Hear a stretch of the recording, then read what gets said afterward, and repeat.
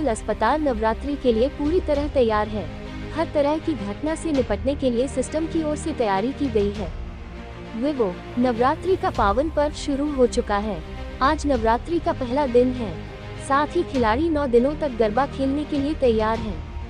सूरत civil अस्पताल का system आग लगने, सड़क दुर्घटना और नवरात्रि के दौरान गरबा खेलते समय खिलाड़ियों के गिरने जैसी किसी भी अप्रिय घटना से निपटने के लिए तैयार किया गया है।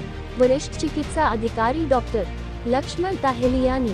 ताज़ा खबर देखने के लिए देखते रहे स्टार न्यूज नेटवर्क। जय हिंद।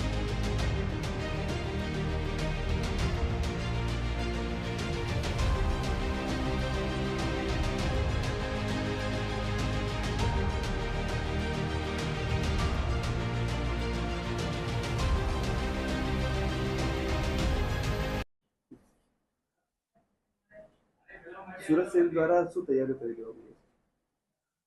સુરત સિવિલ હોસ્પિટલમાં આમ તો 24/7 બધી જ જાતની ઇમરજન્સીઓને મેનેજ કરવા માટે સંપૂર્ણ સુવિધાઓ છે અને એમાં ખાસ કરીને વિશેષ કરીને અત્યારે જે નવરાત્રિનું પર્વ આજથી ચાલુ થયું છે એના માટે પણ નવરાત્રિને લાગતા વળગતા જેટલે પણ કોઈ પણ જાતની ઇમરજન્સી હોય 24/7 અહીંયા બધી જ સુવિધાઓ ઉપલબ્ધ છે।